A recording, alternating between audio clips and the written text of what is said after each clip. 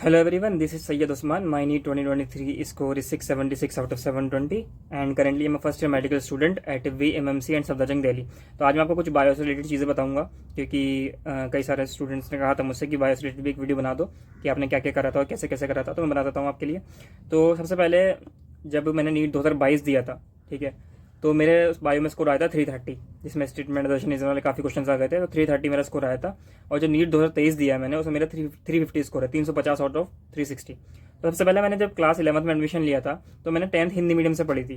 10th मैंने Hindi medium से पढ़ी थी, तो मेरी इंग्लिश इतनी अच्छी नहीं थी। तो 11th में मेरी बायो मेरी बहन ने पढ़ाई थी मुझे, और 12th क्लास में मैंने बायो जो पढ़ी थी वो ऑफलाइन पढ़ी थी। Akhtar sir biology Akhtar sir से पढ़ी थी, जो कि मेरे घर के पास ही एक कोचिंग था, उन्होंने उनसे मैंने बायो पढ़ी थी। और देखो, हो सकता है मैंने ड्रॉप में कुछ ऑनलाइन पढ़ा हो, कुछ ऑफलाइन पढ़ा हो, ठीक है, लेकिन जो 11th 12th मैंने पढ़ी थी बायो, वो मेरे बहुत काम आई। तो ऐसा नहीं है कि हमें जो है अपने टीचर्स को क्रेडिट देना चाहिए जिन्होंने हमें पढ़ाया है। इस तरीके से कई स्टार टीचर्स हैं मेरे लिए। मेरे सबसे पहले तो मेरे पेरेंट्स हैं, सबसे उसके बाद मेरी बहन जिन्होंने मुझे पढ़ाया काफ़ी। जब मैं 10th से 11th में आया तो मैं हिंदी मीडियम से इंग्लिश मीडियम में शिफ्ट हुआ, तो मुझे काफ़ी दिक्कत हुई थी, तो उन्होंने मुझे काफ़ी चीज़ें बहुत अच्छी तरीके से सिखाई। और ये चीज़ें जो है घर वाले ही कर सकते हैं, ठीक है। ये बहुत ही मुश्किल होता है कोई टीचर अगर आपके लिए कर रहे हैं, लेकिन ये जो करता है ना, घर वाले ही करते हैं। तो मेरी बहन ने मुझे बहुत अच्छे से पढ़ाया था। उसके बाद एक मेरे प्रिंसिपल गयूर अहमद सर, जो कि मुझे 11th 12th वाले जो मेरा स्कूल था, मैंने स्कूल चेंज कर लिया था, तो साइंस साइड का स्कूल था जामा मस्जिद दिल्ली 6 पे। तो गयूर अहमद सर प्रिंसिपल, उन्होंने मेरी बहुत हेल्प करी, अब भी मेरी हेल्प करते हैं, मेरे टच में रहते हैं। और Janisar Akhtar sir and Braj sir, BB sir, यहाँ पे हमारे इलाके के सबसे बेहतरीन फैकल्टी हैं ये। जानिसार सर केमिस्ट्री के हैं और ब्रज सर फिजिक्स के। और इनको तो ब्रज सर के पास तो मैं सबसे पहले 11th में गया था फिजिक्स पढ़ने के लिए। और जानिसार अख्तर सर को तो सभी जानते हैं, और ये है इनका गेम्स ऑफ इलेक्ट्रॉन, इनका जो चैनल है यूट्यूब पे। ये अभी तक यूट्यूब पे ज़्यादा एक्टिव है नहीं, लेकिन जिस दिन ये एक्टिव आ गए तो ये केमिस्ट्री में सबको पीछे छोड़ देंगे, मैं इतना जानता हूँ। क्योंकि इनकी केमिस्ट्री ऐसी है ना, इनकी जैसी केमिस्ट्री मैंने आज तक कई बार नहीं देखी। इतनी बेहतरीन केमिस्ट्री पढ़ाते हैं ये। तो ये मुझे इनके बारे में बताना था थोड़ा सा कि ये बहुत अच्छे टीचर्स हैं। जिस दिन ये ऑनलाइन आ गए, वैसे तो ये ऑफलाइन के टीचर्स हैं, बहुत कम ही ऑनलाइन है। ब्रज सर तो बिल्कुल भी ऑनलाइन है नहीं, लेकिन जायसर सर के कुछ वीडियोस पड़े हुए हैं, उसके क्या कहते हैं, इक्विलिब्रियम वगैरह के पढ़े हुए हैं। लेकिन जिस दिन ये ऑनलाइन आ गए ना, ये केमिस्ट्री में सबको पीछे छोड़ देंगे, जानिसार सर, अख्तर सर और बीबी सर। तो जब मैंने फर्स्ट ड्रॉप मैंने अपनी पढ़ाई स्टार्ट करी, ट्वेल्थ के बाद फर्स्ट ड्रॉप, क्योंकि मैंने 12th तक कोई भी नीट की तैयारी का सोचा नहीं था। मैंने 12th के बाद नीट की तैयारी स्टार्ट करी, क्योंकि पता क्या होता है, हमारे यहाँ दिल्ली में ज़्यादातर स्कूल गोइंग स्टूडेंट्स होते हैं जिनका करंट ईयर में मेडिकल का निकलना बहुत मुश्किल होता है, क्योंकि स्कूल का प्रेशर बहुत होता है। तो वो सोचते भी नहीं, सेम मैंने ही करा था। मैंने सोचा भी नहीं था कि मैं नीट 12th अपेयरिंग में क्लियर कर लूँगा। उसके बाद मैंने ड्रॉप लिया। फर्स्ट ड्रॉप मैंने जब लिया तो मैंने तरुण सर और मनीष दुबे सर की क्लासेस लेनी स्टार्ट कर दी थी। और मैंने क्या क्या करा कि मेरे फर्स्ट ड्रॉप में 330 मार्क्स आ गए। मैंने उनकी क्लासेस ली, ठीक है। ये मनीष दुबे सर हैं और ये तरुण सर हैं, मैं इनसे मिला भी हूँ अभी हाल फिलहाल में, और मैं इनके कॉन्टैक्ट में भी हूँ। और मैंने इनके लेक्चर्स देखे थे और मैंने इनके नोट्स बनाए थे, ठीक है। मैंने इनके नोट्स बनाए, मैंने इनके लेक्चर्स देखे, जो इन्होंने डीपीपीज दी मैंने वो डीपीपी करी। और जो क्वेश्चन इन्होंने दिए मैंने सिर्फ वो करे, मैंने कोई मॉड्यूल सॉल्व नहीं करा था, मैंने कोई भी ही एक्स्ट्रा क्वेश्चंस नहीं करे थे, आउट ऑफ एनसीईआरटी के क्वेश्चंस नहीं करे थे। और मैंने सारे के सारे टेस्ट दिए थे। सिर्फ इतना ही मैंने करा था कि 330 मार्क्स मेरे आ गए थे। तो फ्रेशर के लिए सिंपल सी चीज़ ये है, ठीक है, वो क्या करे, वो जिससे भी पढ़ना चाहता है, चाहे ऑनलाइन हो या ऑफलाइन हो, ठीक है। बायो के टीचर जो है काफ़ी अच्छे होते हैं, ठीक है। तो आप जो है जिससे भी पढ़ना चाहते हैं, ऑनलाइन हो या ऑफलाइन हो, आप उनसे पढ़िए, उनकी क्लासेस सारी अटेंड करिए, जो क्वेश्चंस वो दे रहे हैं आपको वो क्वेश्चंस करिए। और इतना ही करना होता है। और एनसीईआरटी को अच्छी तरीके से पढ़िए, ज़्यादा हवा मत बनाइए। कोई सा मॉड्यूल पढ़ने की जरूरत नहीं है, किसी भी मॉड्यूल के क्वेश्चंस करने की जरूरत नहीं है, क्योंकि मॉड्यूल्स में क्वेश्चंस कहाँ से होते हैं, आउट ऑफ एनसीईआरटी के क्वेश्चंस होते हैं। जो क्लास में टीचर्स आपको क्वेश्चन दे रहा है, आपको वाले क्वेश्चंस करने हैं सिर्फ और सिर्फ, ठीक है। और पीवाईक्यूज वगैरह तो करने ही होते हैं, वो तो ऑब्वियस सी बात है। लेकिन मॉड्यूल के क्वेश्चन सॉल्व ना करें। अगर आपको कोई ऐसे क्वेश्चन मिल रहे हैं जो कि एनसीईआरटी पे बेस्ड है और एनसीईआरटी से ड्राइव हुए हैं, तो वाले क्वेश्चन आप डेफिनेटली करिए। लेकिन ऐसे कोई भी क्वेश्चन जो कि आउट ऑफ एनसीईआरटी जा रहे हैं बायो में, तो आपको वो वाले क्वेश्चन करने की जरूरत नहीं है, ठीक है। अब आगे बात करते हैं कि नीट 2022 में तो मेरे 330 मार्क्स आ गए थे, ठीक है। मैंने क्या क्या करा, मैंने जो है नोट्स बनाए, लेक्चर्स देखे, क्वेश्चंस जो तरुण सर ने दिए थे वो वाले करे, और मैंने कोई भी टेस्ट स्किप नहीं करा। मेरे 330 मार्क्स आ गए बायो में। नीट 2023 में ऐसा क्या करा कि 350 आ गए, कुछ नहीं करा, अपने नोट्स को रिवाइज करा, एनसीईआरटी बार बार रीड करी, और अपने एलएन की टेस्ट सीरीज ज्वाइन कर ली थी मैंने। बस मैंने इतना एक्स्ट्रा करा था कि मैंने एलएन की टेस्ट सीरीज ज्वाइन कर ली थी नीट 2023 के लिए। मैंने एलएन की ऑफलाइन टेस्ट सीरीज ज्वाइन करी थी, अचीवर्स टेस्ट सीरीज, जो अभी आने भी वाली है हाल फिलहाल में। अचीवर्स टेस्ट सीरीज मैंने तो 8,000 रुपये की खरीदी थी, हो सकता है इस साल 9,000 की हो जाए, लेकिन 8,000 की मैंने खरीदी थी वो टेस्ट सीरीज। तो मैंने वो ज्वाइन करी थी, और मैंने टेस्ट सीरीज के अकॉर्डिंग ही सारी तैयारी करी थी। नोट्स रिवाइज करे, एनसीईआरटी रीड करी, और क्वेश्चंस वही जो तरुण सर ने दोबारा दिए थे मुझे वाले क्वेश्चंस करे। कुछ एनसीईआरटी के क्वेश्चन और निकाल लिए थे मैंने इधर उधर सोर्सेज से, लेकिन एनसीईआरटी बेस्ड क्वेश्चन ही करना। अब आप ये कहोगे कि भैया एलएन के टेस्ट में आउट ऑफ एनसीईआरटी के क्वेश्चंस भी आते हैं, तो उनका क्या करें। देखो बायो में, जैसे कि बायो में कितने क्वेश्चंस आते हैं, 100 क्वेश्चंस आते हैं, बॉटनी और जूलॉजी को मिला के, उसमें से तकरीबन 6-7 क्वेश्चन आउट ऑफ एनसीईआरटी आएंगे, है ना। तो उनको छोड़ दो यार, सिंपल सी बात है। लेकिन आपको बहुत सारा मटेरियल अच्छा भी तो मिल रहा है ना, आपको अजर्शन रीजन वाले क्वेश्चंस मिल रहे हैं, आपको स्टेटमेंट वाइज वाले क्वेश्चंस मिल रहे हैं। तो ये जो बड़ा फैक्टर है ना, अजर्शन रीजन और स्टेटमेंट वाले क्वेश्चन, तो ये भी तो देखो भाई, ये तो बड़ी काम की चीज़ है ना। अजर्शन रीजन और स्टेटमेंट वाले क्वेश्चंस मिल रहे हैं तो बहुत काम की चीज़ है। तो एलन की टेस्ट सीरीज इसलिए मुझे अच्छी लगती है क्योंकि वो एक माहौल देती है हमें, ऑफलाइन वाला माहौल देती है, और बहुत फायदा होता है उससे। उसमें हमें अच्छे अच्छे क्वेश्चन मिल जाते हैं एजर्शन रीजन स्टेटमेंट वाइज वाले। अगर एलन की ज्वाइन नहीं करनी तो किसी की ज्वाइन कर लो, ऑफलाइन ज्वाइन कर लो, लेकिन ऑफलाइन ज्वाइन जरूर करो, कोचिंग या फिर टेस्ट सीरीज। ऑफलाइन जरूर ज्वाइन करो। अच्छा, मॉड्यूल्स के क्वेश्चंस कई बार क्वेश्चन पूछते हैं कि मॉड्यूल्स के क्वेश्चन करने नहीं करने, तो मॉड्यूल्स के क्वेश्चंस आपको नहीं करने हैं मॉड्यूल्स में, क्योंकि आउट ऑफ एनसीईआरटी क्वेश्चन भरे पड़े हैं, नहीं करना है आपको मॉड्यूल्स के क्वेश्चन। सिंपल सी बात है। प्रैक्टिस आपको क्या करना है, वाले क्वेश्चन की करनी है जो कि एनसीईआरटी बेस्ड हो। कहाँ से मिलेंगे, ढूंढ लो, डिफरेंट सोर्सेज होती हैं, बहुत सारे टीचर्स कराते हैं, यूट्यूब भी कराते हैं लाइव, बाकी आपकी क्लास के टीचर्स आपको खुद करा रहे होंगे, है ना, तो वो कर लो। पीवाईक्यूज कहाँ तक के करने हैं, 2017 तक के पीवाईक्यू करने हैं, 2016 उससे पीछे के पीवाईक्यू बायो में नहीं करने हैं। फिजिक्स केमिस्ट्री में पुराने से पुराने पीवाईक्यूज कर लो, लेकिन बायो में 2017 से पीछे के पीवाईक्यूज नहीं करने, क्योंकि 2016 2015 इससे पीछे के जो पीवाईक्यूज हैं उसमें आउट ऑफ एनसीईआरटी के काफ़ी सारे क्वेश्चन हैं, तो वो आपको नहीं करने, ठीक है। आउट ऑफ एनसीईआरटी का क्या करें, कई बार क्या कहते हैं स्टूडेंट्स की क्लास में हमें जो है आउट ऑफ एनसीईआरटी पढ़ाई जा रहा है और क्वेश्चन भी आउट ऑफ एनसीईआरटी आ रहे हैं। तो देखो मेरी बात सुनो, जो टीचर आपको आउट ऑफ एनसीईआरटी पढ़ा रहा है तो वो जानता है कि हो सकता है यहाँ से क्वेश्चन बन जाए, बहुत कम चांसेस है, मैं भी जानता हूँ, आप भी जानते हो कि बहुत कम चांसेस है कि एक भी क्वेश्चन अब आउट ऑफ एनसीईआरटी आए, लेकिन थोड़े बहुत तो चांसेस है। तो आप क्या करो, जो वो पढ़ा रहे हैं उसको पढ़ लो, ठीक है, उसको लिख लो, लिखना चाहो तो लिख लो, पढ़ लो, और जब पेपर का टाइम आए तो उसको छोड़ देना। सिंपल सी बात है, जब पेपर का टाइम आए तो सिर्फ एनसीईआरटी पढ़ना। अब जब पेपर में अगर आउट ऑफ एनसीईआरटी क्वेश्चन आ गया, तो अगर आपने शुरू में पढ़ा है, आपने टीचर की बात सुनी है, तो आप वो क्वेश्चन कर आ जाओगे, चाहे आपने एंड टाइम में पढ़ा हो या ना पढ़ा हो, ठीक है। शुरू में पढ़ लो, एंड टाइम पे आके आप छोड़ देना उसको, सिंपल सी बात है। एंड टाइम पे आके छोड़ देना, पेपर के टाइम पे अभी पढ़ लो, अभी लिखना चाहो लिख लो, ठीक है। और क्वेश्चन का क्या करें, क्वेश्चन टेस्ट में अगर आउट ऑफ एनसीईआरटी आ रहे हैं तो छोड़ दो उसको, सिंपल सी बात है। टेस्ट सीरीज का क्या करें, देखो अगर ऑनलाइन टेस्ट सीरीज आपके पास है तो बढ़िया है, ठीक है, लेकिन अगर ऑफलाइन टेस्ट सीरीज का जुगाड़ कर सकते हो तो बहुत बढ़िया हो जाएगा। ऑफलाइन टेस्ट सीरीज किसकी, एलन की, आकाश की, पीडब्ल्यू की, ट्रिनिटी क्लासेस, जो कि हमारे आसपास है, मेरे घर के आसपास है, ट्रिनिटी क्लासेस बहुत बढ़िया है। तो अगर आपको किसी की भी ज्वाइन करनी है ऑफलाइन क्लास तो आप ऑफलाइन टेस्ट सीरीज ज्वाइन कर सकते हो। एलन की करनी है, एलन की कर सकते हो, क्योंकि एलन की भी अच्छी होती है। ओनली ज्वाइन, मैंने क्या कहा, एलन की टेस्ट सीरीज आपको कब ज्वाइन करनी है, एलन की टेस्ट सीरीज आपको जब ज्वाइन करनी है अगर आपका सिलेबस मैच हो रहा हो। देखो क्या होता है, मैं इसके बारे में थोड़ा सा बताता हूँ आपको, एलन की टेस्ट सीरीज के बारे में। 11th-12th वाले बच्चे या फिर जो फर्स्ट ड्रॉप लेते हैं, जिनको कुछ नहीं आता होता, सीरियसली बताओ, उनके बस की नहीं होती एलन की टेस्ट सीरीज फॉलो करना, उनके बस की होती नहीं है। जो बिल्कुल फ्रेशर है उनके बस की नहीं है एलन की टेस्ट सीरीज को फॉलो करना, क्योंकि सिलेबस बहुत अलग चल रहा होता है। भाई हम कोचिंग में क्या करते हैं, सबसे पहले 11th पढ़ते हैं फिर 12th पढ़ते हैं, सबसे पहले हम 11th पढ़ते हैं फिर 12th पढ़ते हैं। लेकिन जो एलन की टेस्ट सीरीज चल रही होती है उसका सिलेबस अलग चल रहा होता है। उनके 3rd 4th, उनके 2nd टेस्ट में रिप्रोडक्शन आ रहा होता है, उनके फिर 4th टेस्ट में जेनेटिक्स आ रही होती है, तो हम कवर नहीं कर सकते जो कि फ्रेशर है। जिसने चीज़ें पढ़ रखी हैं, जिसके 500 प्लस आ गया, जिसके 550 के करीब आ चुके हैं, जिसने चीज़ें पढ़ रखी हैं, जिसने 11th-12th में अच्छे से पढ़ा था लेकिन अब वो ड्रॉप लेना पड़ रहा है किसी वजह से, तो वो टेस्ट सीरीज वाली ज्वाइन करे। लेकिन अगर बिल्कुल फ्रेशर है कोई तो वो टेस्ट सीरीज ज्वाइन ना करे एलन की। वो कौन सी ज्वाइन करेगा, वो तो जो आप अपनी कोचिंग में दे रहे हो, ठीक है, वाली टेस्ट सीरीज फॉलो करो सिर्फ। और अगर ज़्यादा ही उत्सुक हो देने के लिए तो एक और टेस्ट सीरीज आती है मेजर मतलब कि फुल सिलेबस वाली एंड के महीने में आती है, 2-3 महीने पहले, तब ज्वाइन कर लेना उसको, ठीक है। तो वाली टेस्ट सीरीज कब ज्वाइन करनी है आपको, एलन की टेस्ट सीरीज कब ज्वाइन करनी है, जब आप अच्छे से प्रिपेयर हो पहले से ही, क्योंकि इसका सिलेबस बहुत तेज चलता है। और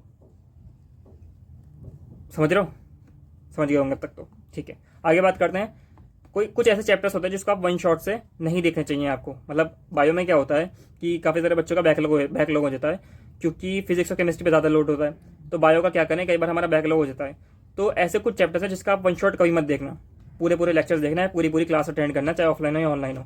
प्लांट किंगडम, ठीक है, animal kingdom, morphology, anatomy, photosynthesis, respiration, human physio, genetics, evolution, ये वाले जो चैप्टर्स है ना, ह्यूमन फिजियो मैंने पूरी डाल दी है। ऑल दो आप ह्यूमन फिजियो की भी कहीं ना कहीं वन शॉट देख सकते हो, तो आप पर डिपेंड करता है। लेकिन plant kingdom, animal kingdom, morphology, anatomy, photosynthesis, respiration, genetics, evolution, ये वाले चैप्टर्स कभी भी वन शॉट से मत देखना, पूरे लेक्चर से फिर पूरी क्लास को अटेंड करना, ठीक है, तभी फायदा है, नहीं तो यहाँ पे आपको दिक्कत दे सकती है।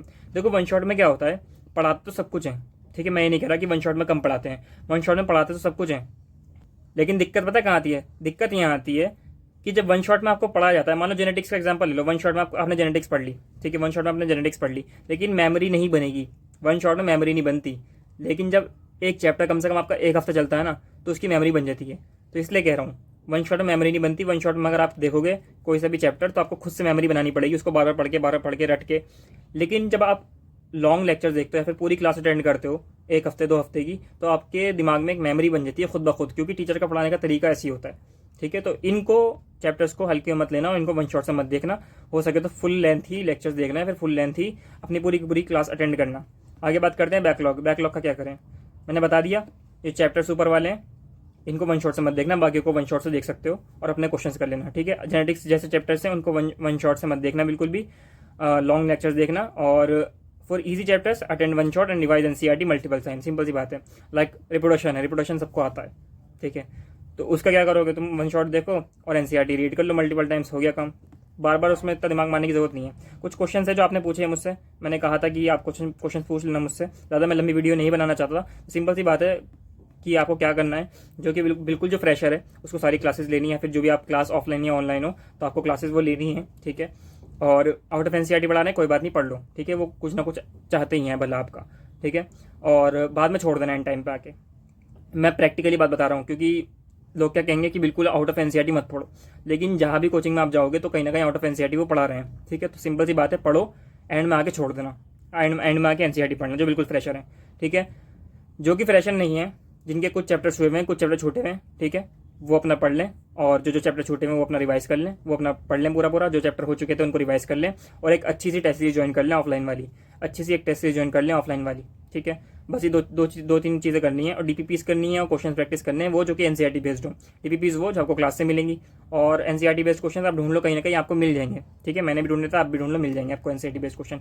पीवाईक्यू की बुक, कई बार पूछते हैं बच्चे पीवाईक्यू की बुक लेनी क्यों है, पीवाईक्यू तो ऑनलाइन ढूंढ लो, ऑनलाइन बहुत सारे पीवाईक्यूज मिल जाते हैं। 2017 से पीछे मत जाना बायो, मैंने पहले बोला है, पीवाईक्यू की कोई बुक लेने की जरूरत नहीं है। बाकी एमटीजी की बुक अच्छी होती है पीवाईक्यू की, मैंने देखी है। ठीक है, एमटीजी की सिर्फ पीवाईक्यू की अच्छी होती है, यही बता दूं, सिर्फ पीवाईक्यू लेना एमटीजी की, फिंगर टिप वगैरह मत लेना, अच्छी नहीं होती। मतलब आउट ऑफ एनसीईआरटी बहुत होता है फिंगर टिप में। देखो क्वेश्चन देख लो कुछ क्या कह रहे हैं students. I wanted to ask that coaching like Allen teach a lot of outside NCERT content which was asked many years back in NEET and AIMS, but now NCERT based is asked in final exam, but this coaching still do teach a lot of out of NCERT content and even ask them in the test since you said that follow Allen test। ठीक है, वही बात पूछनी जो मैंने बताया कि out of NCERT पढ़ा भी रहे हैं और आउट ऑफ एनसीईआरटी टेस्ट में भी आ रहा है। तो सिंपल सी बात है, मैंने बता दिया, आउट ऑफ एनसीईआरटी आप पढ़ लो इनिशियल में, थोड़ा बहुत लिखना चाहो लिख लो एनसीईआरटी के साइड में ही। ठीक है, लेकिन एंड टाइम पे आके उसको छोड़ देना। टेस्ट में क्वेश्चन आ रहे हैं, 4 से 5 क्वेश्चन से ज़्यादा नहीं आते टेस्ट में आउट ऑफ एनसीईआरटी, ये भी बता दूं मैं। आप बिल्कुल ब्लेम नहीं कर सकते किसी भी कोचिंग को कि आउट ऑफ एनसीईआरटी बना रहे हैं। सारे क्वेश्चन आउट ऑफ एनसीईआरटी नहीं होते, कुछ ही क्वेश्चन होते हैं, 5-6 क्वेश्चन होते हैं जो आउट ऑफ एनसीईआरटी होते हैं। LNDLP की मैंने टेस्ट सीरीज ज्वाइन कर रखी थी, तो 5-6 क्वेश्चन आते थे आउट ऑफ एनसीईआरटी, कभी कभी 10 हो जाते थे, लेकिन उसमें से कुछ हो जाते हैं जनरल नॉलेज से। ठीक है, तो अगर 5-6 क्वेश्चन आउट ऑफ एनसीईआरटी से आ रहे हैं, अटेम्प्ट करो, हो गया ठीक, नहीं तो छोड़ दो। पेपर पे तो एनसीईआरटी से ही आएगा, पेपर तो एनसीईआरटी से ही आएगा, कहीं नहीं जा रहा।